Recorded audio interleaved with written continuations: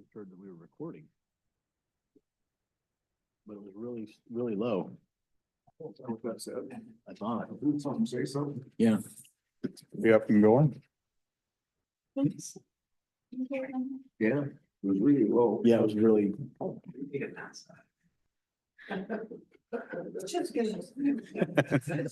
We good? We're good? Okay, welcome to Monday. Kathy, we'll just turn it over to you and let you roll with it. Good morning. Today we have financial reviews, BMR reviews. The first one we're going to start with is facilities. I believe that's what's on the agenda. Sean's going to join me. Is it on my iPad? No. Oh, okay.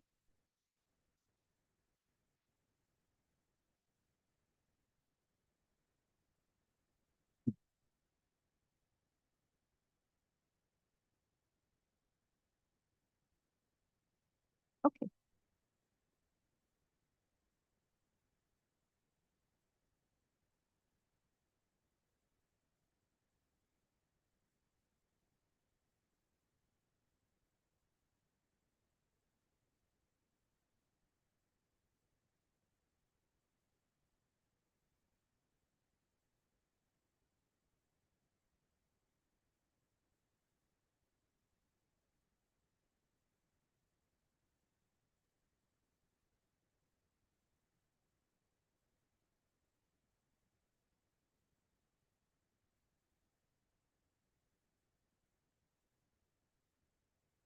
Okay. All right, facilities. Facilities is a general fund department, and so their revenues will not equal their expenses. And they do have revenue. It's under the category miscellaneous. It was budgeted at 240,000, and we brought in 240,000 basically. Those are the billings for space for non-general fund departments, and also a few billings for cities that are related to district court space use. So next. Oh, I can't move it. Sorry. Okay, on the expense side, we have budgeted 994,000 for personnel. We have expended 778,000 through December the 12th. So we still so most of the November expenses are in. For payroll, they still have a second half of November, which will process in a few days. The journal will post in December later. So, but it's showing that we're under our target. Currently, we have 10 positions and we have no openings on facilities, which that's great news. And so they're right. Basically, once you factor that in, they're right on track. We have supplies budgeted at 137,500. Whoops. Can you go back?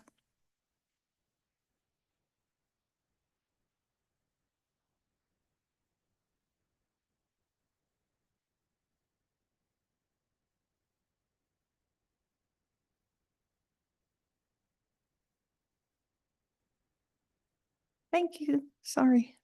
So supplies are budget 137,000. We've expended 110, almost 111,000 so far. We're basically a little bit under target there. And so I don't anticipate any problems. They won't exceed their budget. Unless something happens in the next 3 weeks. Services, this is by far the largest budget expense for facilities. This is budgeted at 1,985,000. We've expended 1,720,000, almost 26,000. In your services category, and we're a little bit under the target for this category, but your services category has all of your insurance, internal billings, because they pay all the property tax assessments for risk management, and custodial services. What are some, and also, this is also where you'll see all the utilities go in this line as well. Also, a random maintenance items such as utilities, elevator Elevator. techs coming in, maybe some fire suppression items, things of that nature come through that line item. And speaking of those, we do have quite a few of those in the queue. We're waiting for affidavits to be filed because they are, intense affidavits, prevailing wage work. So those do take longer to process. And we'll talk about that more in the 310 fund next on how that balance will roll out towards the end of the year. And then for capital, the capital line was budgeted at 905,000. We've expended 807, almost 880,000 of that. For that line, if you'll remember, that's the purchase of the River Suites, the condominium office complex for OPD. So which is a one-time item. So you won't be seeing that again next year. And now we'll go to, Sean, the HOA fees out of that, where's that? Is that in one of these? That's in the departmental budget Okay. for OPD.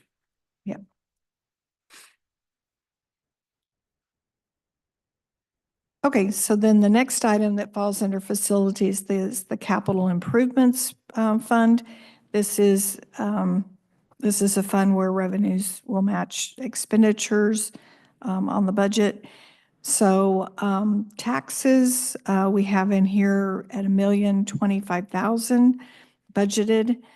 We've brought in $1,223,000. So we're a bit over budget there. That's your REIT Correct. taxes.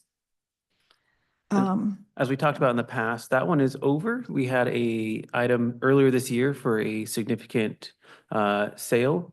So we had a $300,000 bump, which was good to see for us on that one. On miscellaneous, this would be investment income primarily. And this is, we had budgeted 298,000. We've brought in so far this year, 352,000. And then other financing sources shows 4 million budget and 4 million for actuals. And just as a refresher, that $1 million of that is ARPA funds related to the Hall of Justice, as well as other transfers in to help us cover the Hall of Justice project, the 2 million from the Law and Justice Fund. And then it also includes $1 million that we annually transfer in from general fund to for capital improvements. Sean, on those REITs, do we have any indicators that tell us that we're gonna have something for sale? Do we talk to the selling entities or anything like that, or is it just status quo until it happens? So we run a comprehensive forecast of that, looking back the last few years. The one-offs that we see from like the Mills, the West Rocks, the Norpacs, and things like that, we really don't get any large warning on. It's more we find out when it happens. But for the normal transactionals, we're able to forecast and predict around the modeling and what we're seeing come out of UW research and things of that nature.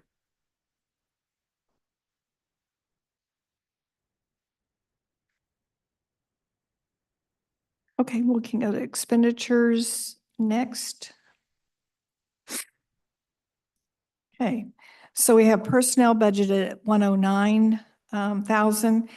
This is, there's two positions that are partially funded under capital improvements. They are because of project management work. And so far through December the 2nd, we have actuals of about 91,000. So we're a little bit below target there, but then again, we have the second half of November hasn't posted on payroll yet. Under services, we have almost 911,000 budgeted. We have expended 302,000.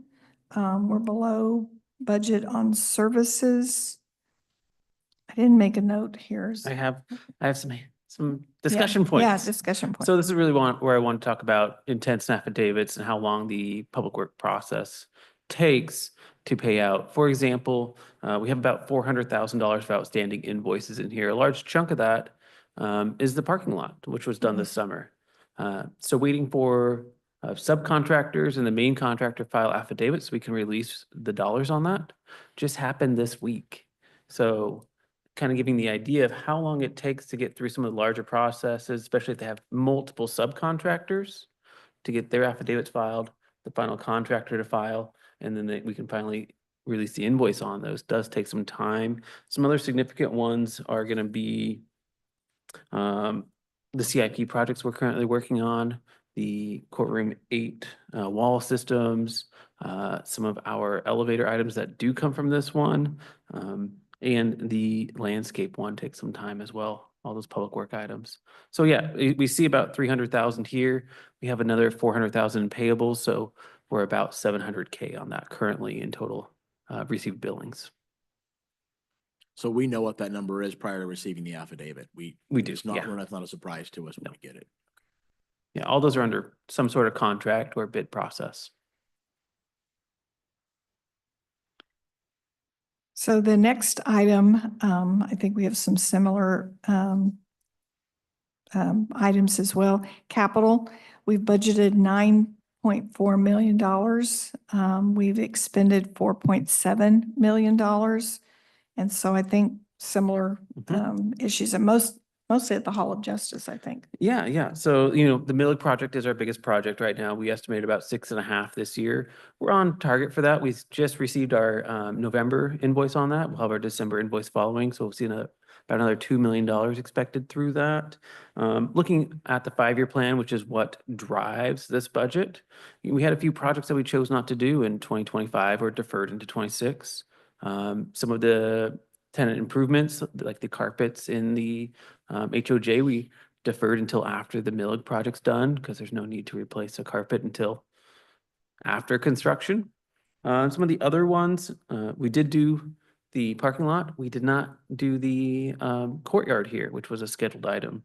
Or the sheriff's evidence building was deferred until 26 currently. Also, the juvenile roof was a big item on that. So that's really where those dollars are coming from, is items that we didn't do on the 5-year plan.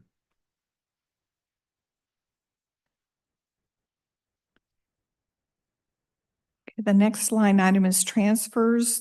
We had budget 300,000. We've expended 221,000. That transfer line is to transfer funds for debt servicing on the, I think, morgue. Yeah, and that was paid on Yeah. the 1st of the month, so Yeah. the journal took a little time to get done. So that's it on the expenses for capital improvements. What debts do we service? What are the debts included in that? Currently, it's just the morgue out of that fund, both the building and the equipment side of it. There's two financings that were equipment, and then there was the building. Thank you. Thank you. Okay, the next one is Superior Court on the list, I believe.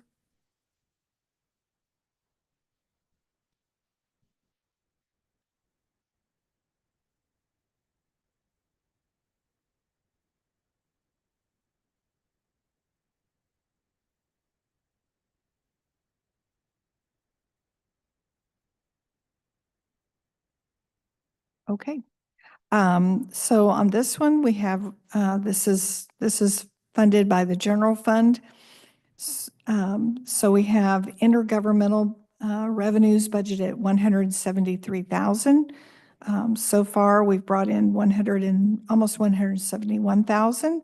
So we're on track with budget for intergovernmental.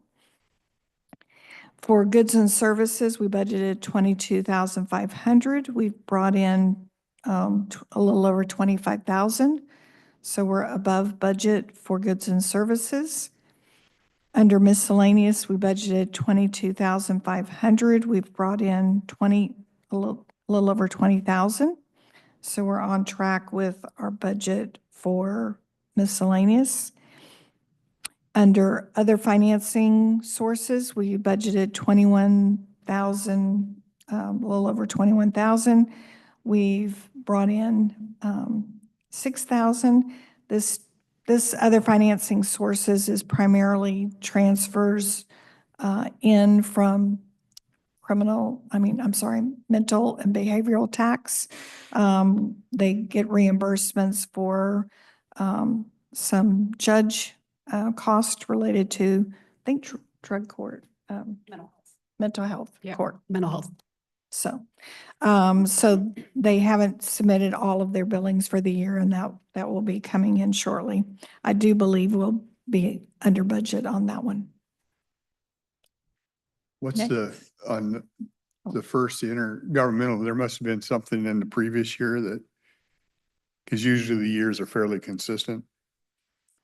It was, the budget for, prior year was, 373,000. Yeah. And then brought in 257,000 last year. So part of last year was the security grant. We received reimbursement from AOC on the security grant. Okay.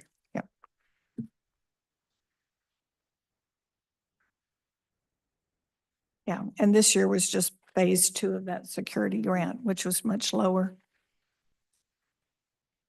Okay, expenses for Superior Court. Their largest budget, of course, is their personnel, and it's budgeted at 1.9 million, a little over 1.9 million. They've expended so far 1,333,000. That's, of course, through December 2nd, which we still have the second half of November still to post. So we are significantly under target, and I believe we will remain under target for the rest of this year. Some expenses for pro tem and for commissioners are right now currently under budget. Supplies budgeted 37,000. We've expended a little over 6,000 on that, so we're under budget and well under target for that line. Services, we budgeted 890,000. We have expended almost 728,000. So we're under budget there. Most of the services there are related to our internal service billings, as well as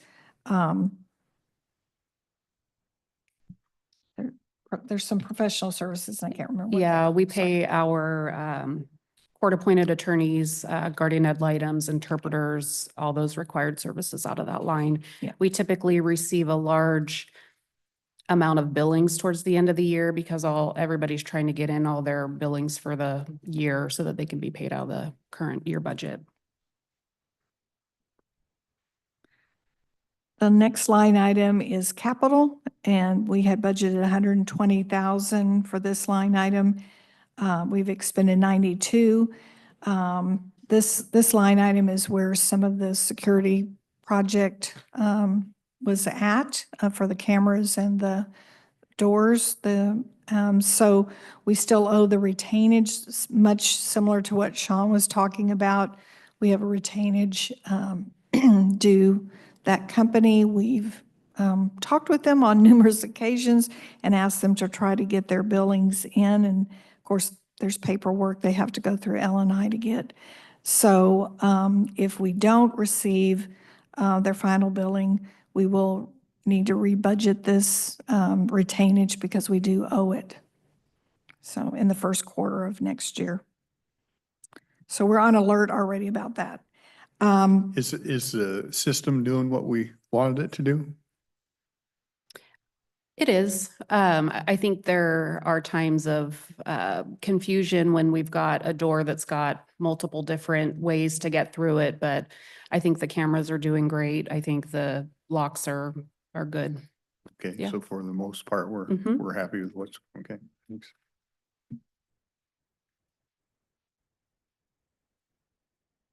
Okay. Then next budget, really small. This is not funded by the general fund. This is Superior Court Law Library. And so we had budgeted 41,000 basically for revenue on goods and services. They've brought in a little over 44,000 in goods and services on this budget. So they're well over target.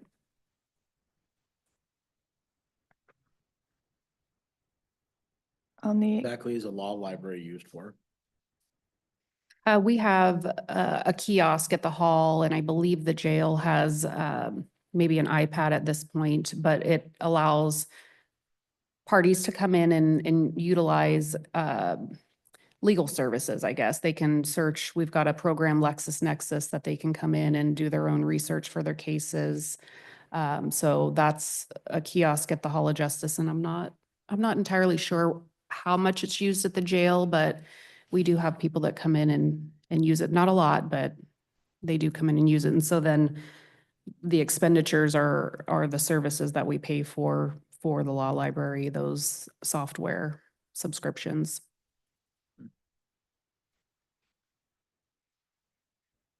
So on the expenditure side, you can see that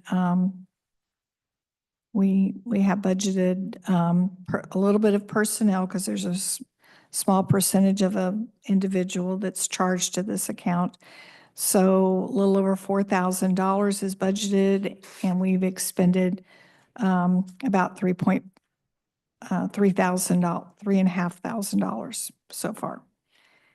Supplies, we budgeted 35,000. We've expended almost 30,000 here, so we're right on target, or a little bit below target, actually.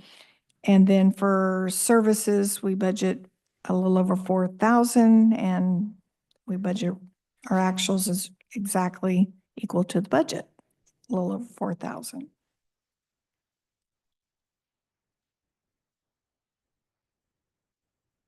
And that's it for that one.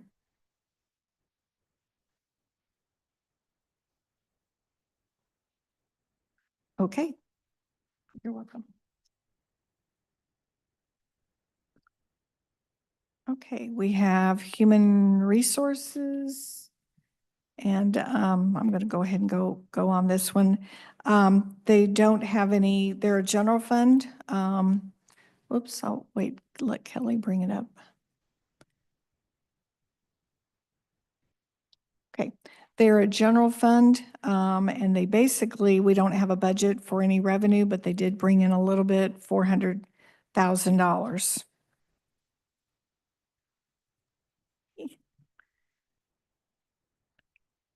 Go to the next slide. So for human resources, on our budget, the largest budget they have is, of course, personnel. They have 531,000 budgeted. We're sitting at about 402,000 so far on the expenses. So I anticipate they'll be under budget for this one for the year.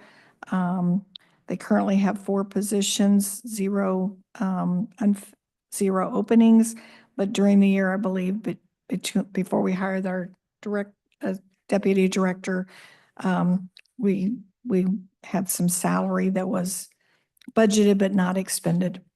Yeah, we had openings due to leave situations, and then Yeah. one person left, and that was open for a while. On supplies, we have budgeted 19,000, or almost 20,000. We've expended 8,000 so far. So we're well under budget on our supplies category.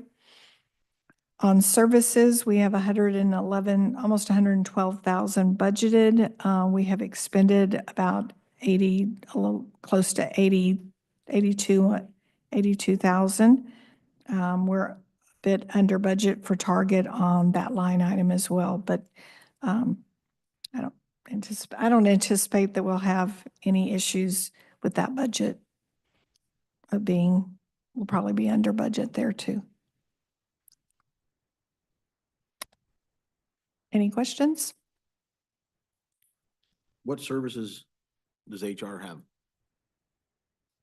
I'm assuming this is professional services? Yes. Okay, so this is our attorney fees for employment, labor, law. It fluctuates based off of what we have going on.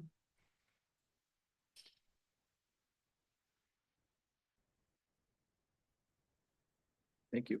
Okay, that's it. And that's all I have for budget reviews today.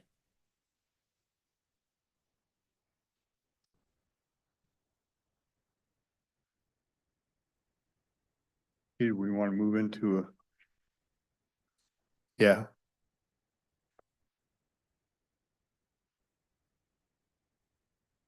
Yeah. Okay, Do you have something that's new from last week? I do. Okay. So I have on the list items number 12 and 13. These are interlocal agreements. One is with City of Kalama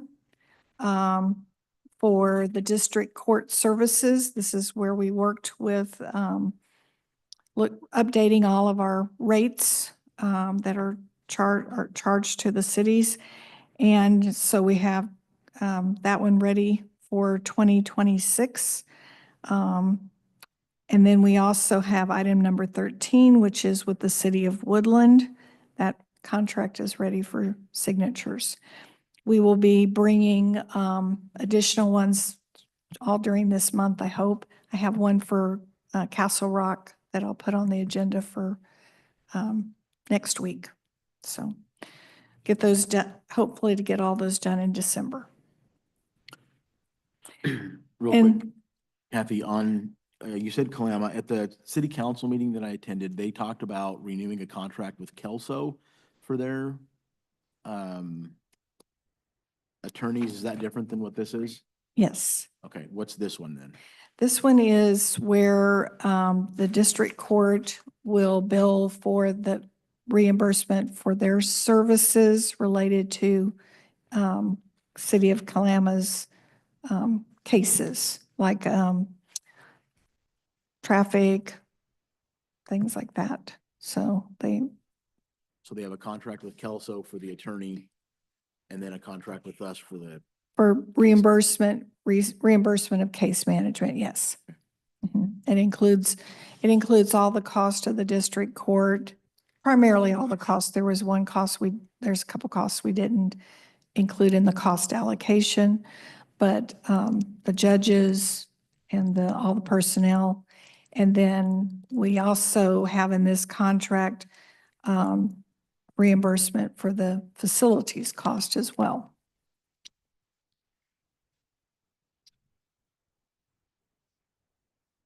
Okay, and then finance also has resolutions for tomorrow's meeting. That would be item 19, 20, and 21. These are all related to levies, special district levies, special purpose districts. That was on there before, and then we've added a new one that we finalized and received paperwork from some library districts. And also, I think there was one other one.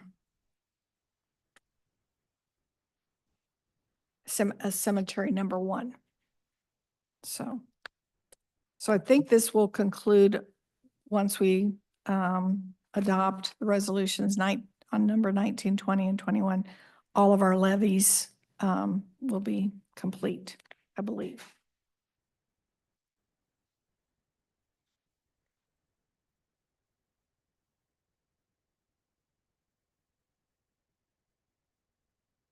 Any other questions?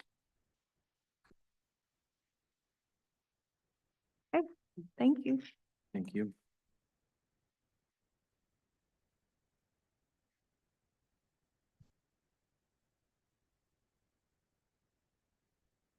We have building planning.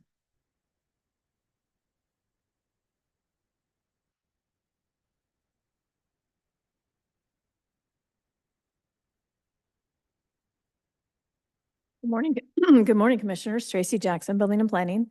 In front of you tomorrow on the agenda is items number 10 and 11. And they are just amendments to our contracts, professional services agreements we have in place for plan review services. In case we get behind, we can send it out, ship it out, farm it out, and it will keep our timelines down. So those are just like tools in our tool belt. And we utilize them when we need to. So we just keep them on hand in case we need to utilize them. This would be for the 2026 year? For 2026, yes. Okay.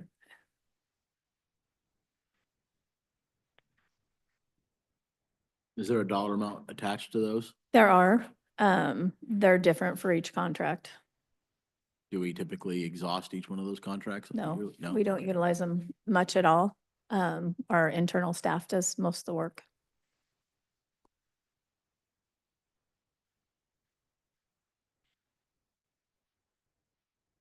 We have one request.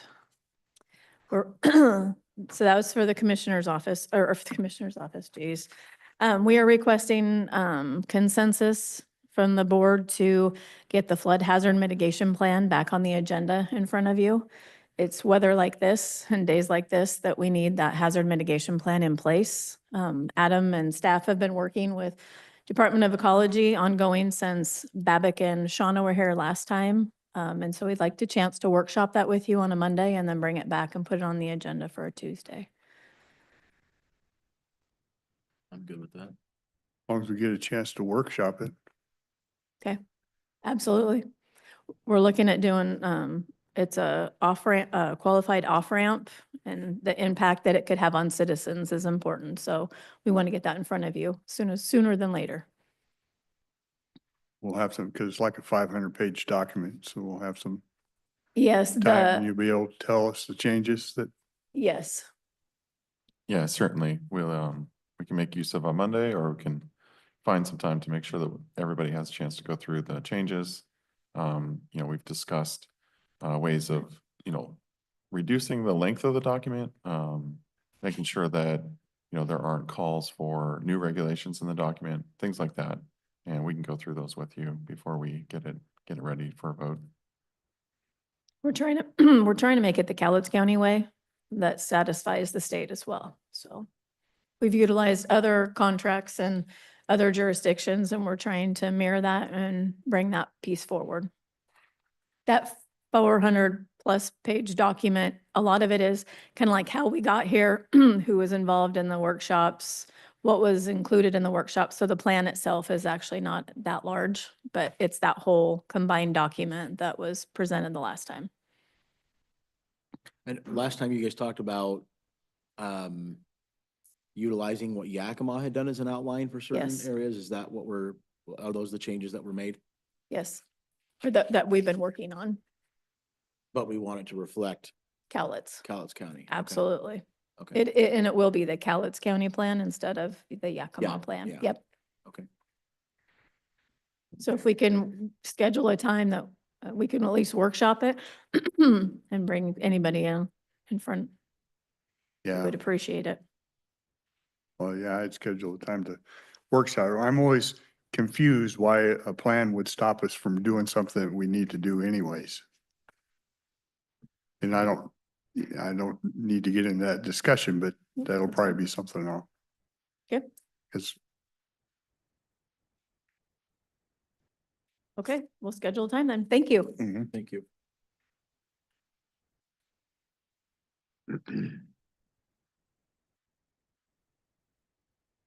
corrections. Thought I just saw her. Yeah. She must have got a call.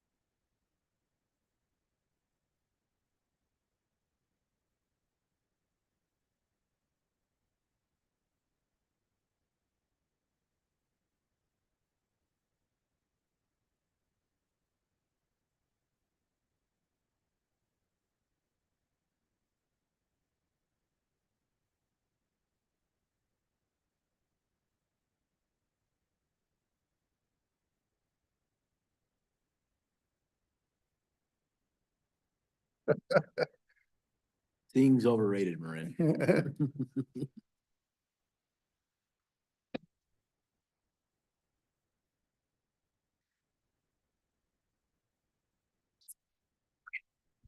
Good morning, Marin Fox, Director of Corrections.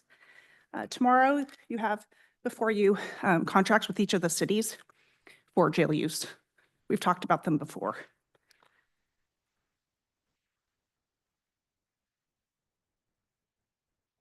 They'll run through 28 and it says adjusted annually. What are we using? Is it like CPI or we have some No. kind of factor? It's kind of a complicated formula. Okay.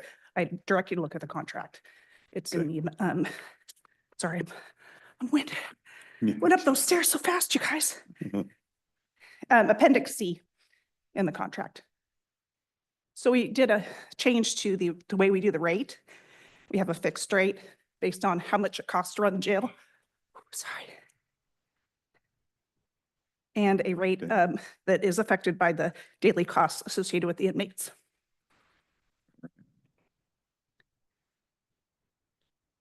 And this is one that you guys worked together on coming up with this price, Yes. you at the city? Yep. Yeah.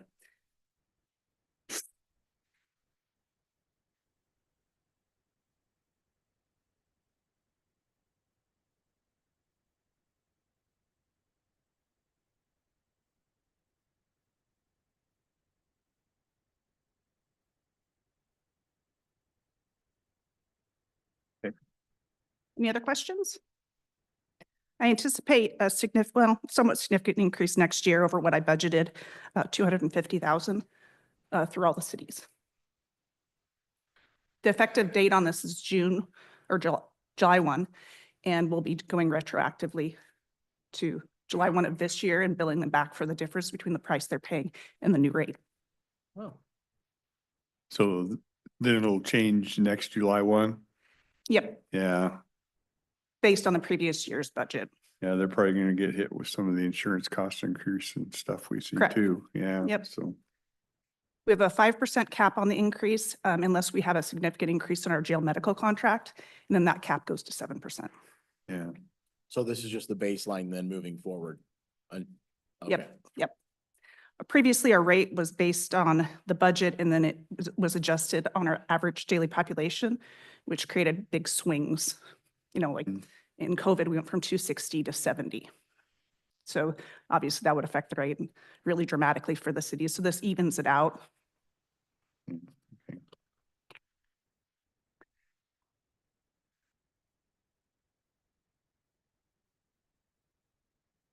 All right. Thanks, Maureen. Thank you.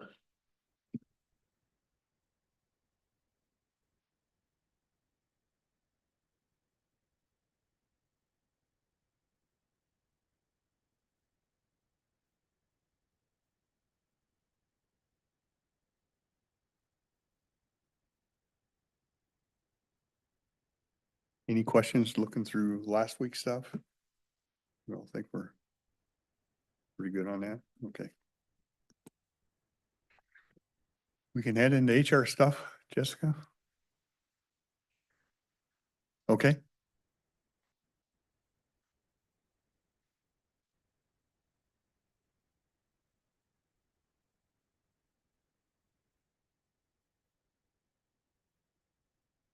We can just recess till she walks through the door. Okay. Okay.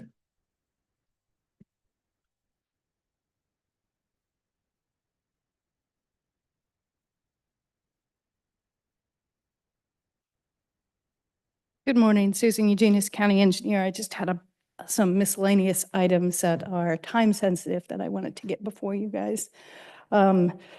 So I have 1, 2, 3, 4, 5, 6, 7. I have about 14 easements that I would like to request approval for the chairman to sign. All but 2 of them are for those temporary construction easements for South Cloverdale, and then the other 2 are our last for Dyke Road. So we have to have this all washed up by the end of this month, so I'd like to ask permission to him to sign these. Signing them again because the timeline has changed, Because of the right? timeline that changed on us, Yeah. yes. Okay. So I had that one, which is a big one. Then I have, you'll notice on the agenda, we do not have a bid award for the Camelot loss system. I wanted to discuss it with the board that is not on we opened bids on November 24th. We received 3 bidders. The lowest bid was $127,000 above the engineer's estimate. And there were irregularities in all 3 bid packages that we received. So we're asking to request reject all bids, and then we'll repackage the project again and put it back out to bid probably the first or second week of January. One of the issues were there was a requirement for being a contractor approved by Cowlitz County to do septic systems. And so one of them was, the other 2 weren't, but they are licensed in the state, and the county's registration runs from year to year. So we're going to change it runs from January 1 through December 31. So we were going to go ahead and change the requirement to tweak it to match the wording exactly on how state law read, and there were a couple other minor things that we had a lot of questions on from bidders that we think kept others from bidding. So we want to go and repackage and address that and hope we get a better bid the second time. Was that our fault because of the wording in the bid proposal? It was the way that it was worded that came from our consultants, because this is not some work that we usually do. So we're trying to match it up with the state law instead of the more specific that they had included. And is that what the irregularities are? 2 of them, yes. And then one of them went through, didn't have a couple of the pages of the documents that they're required to turn in. So those are the irregularities, and then the high amount, we're hoping to do some refinement.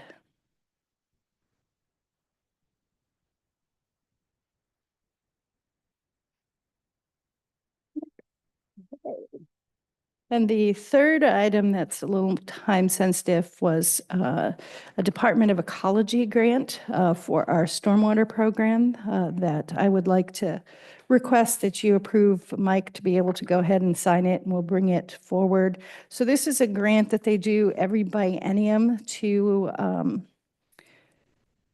communities that are MPDES requirements. And this particular biennium, there's $120,000 available to the county to do the items we have to do for our stormwater program. So we use this grant to subsidize our MPDS program. So that's part of the reason we haven't raised our rates.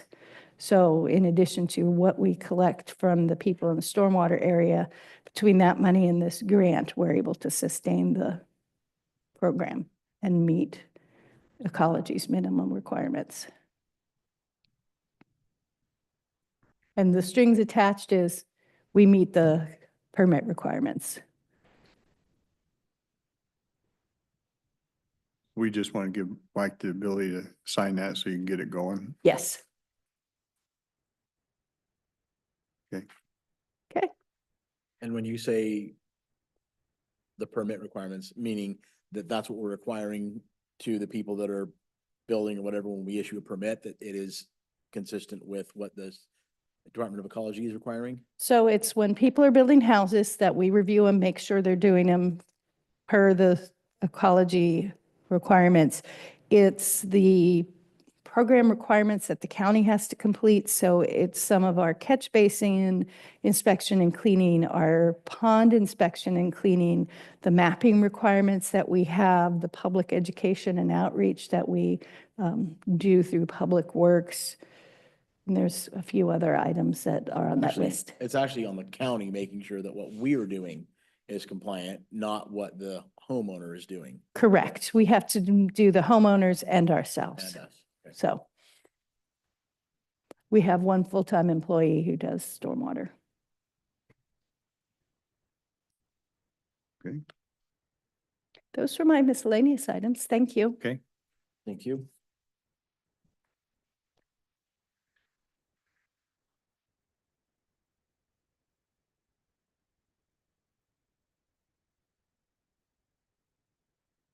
Good morning, Jessica Warren, Human Resources. We just have a request for an executive session, performance of a public employee for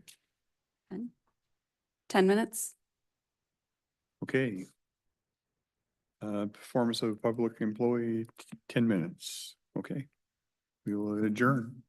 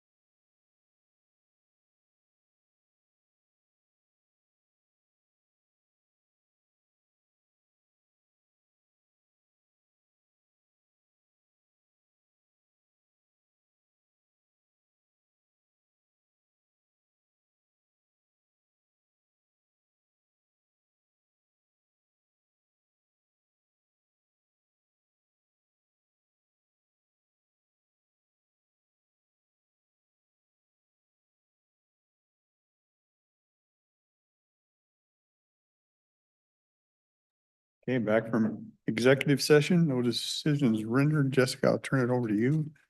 I do have a request from Public Works. They're requesting to fill a position in Longview Shop, Operator 3, with any domino effect. This would be a new position to take into account a position that's not currently being filled and won't be filled once the person leaves it. Okay, Thank you. And that's all I have this morning. question for you before you get out of here. Sandbag stuff. Are we, Savannah Clement, Public Works. I don't want to get myself in trouble by talking about with her, not you, talking about it without her up here, just because I don't know the complexities of it all the time. hopefully it won't be needed, but I know we do set stuff aside.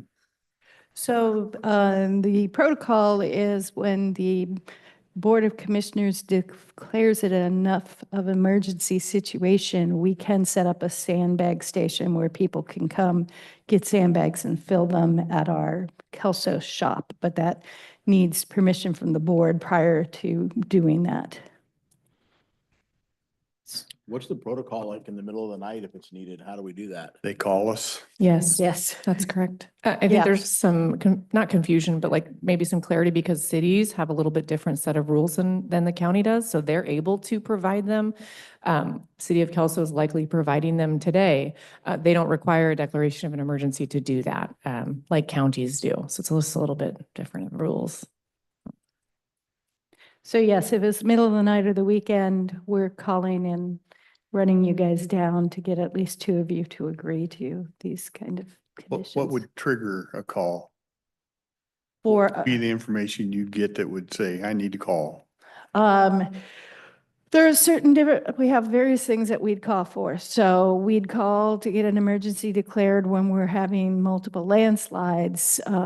We've called before if we think the river, if we see that river coming up and we track the gauges upstream. So if we're at action level or above and we see that that river's still climbing up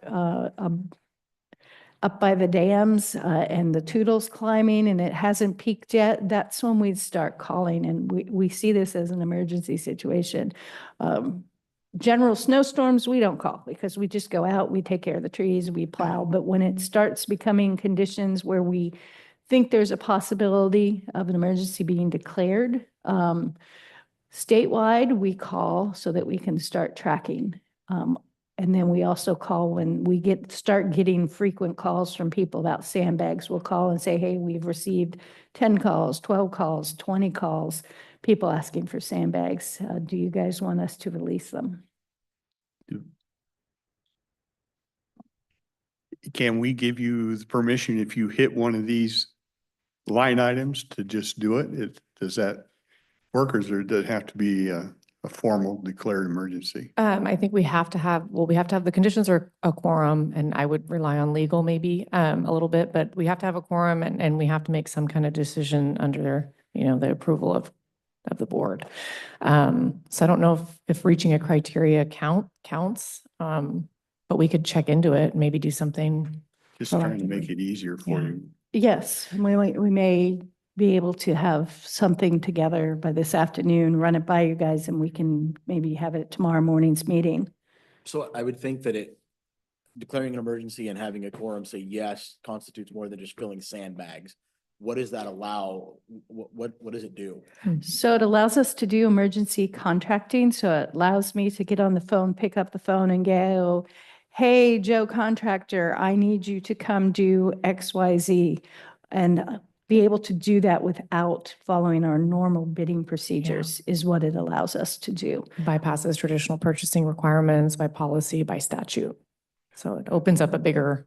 So if a slide came down on a road, you'd be able to call them and say, hey, I need you to come out and clear this out of here. Mhm. Yes, Mhm. And we hash the details out afterwards. Yes. yes. But I'm just thinking out loud, if the board were to agree to give authority, like a designated authority, Susan or Mike, to make that declaration, we could work with legal on that as well, like just for situational, like this situation this week. Or if in December we have, it is December. If in January we have another event. Yeah. And so what I've been looking at the rivers right now is they're not going to peak until Wednesday or Thursday Mhm. for the flooding. Yeah, we have, thankfully, the snow melt's not a contributing factor, like, if it was later on in the year, or beginning of the year. Anyway, so that's a good thing. Right now, just to touch base on that, we're kind of in preparedness and ready mode. We have a 12 PM weather briefing. Larry with DEM reached out yesterday to everybody saying the same thing, like, here we are. And I don't know that we'll know more until later this afternoon or tonight, what it's going to look like. I call it status quo. We had a landslide off Clamor River Road yesterday. We had some downed trees in Longview. For us, at Public Works, that's kind of typical. Like I call it kind of status quo. It's what we expect to have happen. Now, if we have more, larger landslides, several of them, at different areas, it would kind of start us on that path of declaring an emergency and getting resources. On that, not last week, but the week before last, I drove up Wolford Road on Clamor River Road, and there's a spot on that road where it's just pavement and there's nothing underneath it, like a hole underneath it. And I thought that can't be good. So I thought I would make somebody aware of that. Yeah, To go check Okay. that out. You said Wolford, right? yeah. And it's on the side going up. Okay. Kind of, if I remember right, it's kind of by either just before or just after the mailboxes. But you can see that it's just road and then nothing. Yeah. We'll make sure the area supervisor knows. Mhm. Sounds like a fun place to drive. Sounds scary. Well, maybe check with Doug just to Okay. see what it says on that and try and make it as easy as possible to get you out Yeah, we will. if something happened. Okay, thanks. Have we heard about how much rain are we expecting in the next 4 days? I've heard estimates in the next 24 hours between 1 and 2 inches. Yeah, It's changing, and I heard from our road supervisor and Patrick Harbison, 4 to 6 inches through, was it Wednesday night? Mhm. Started to taper off Thursday.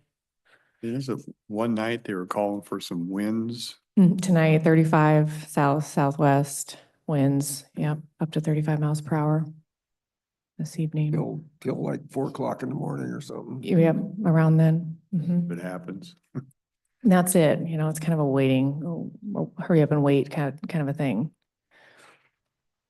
And we also have the different areas, the Castle Rock area, the landfill, they always receive more rain than, say, Mhm. Woodland. Mhm. Yeah, that's true.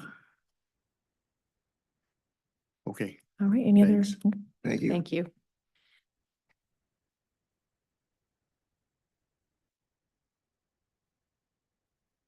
did we had another? Another?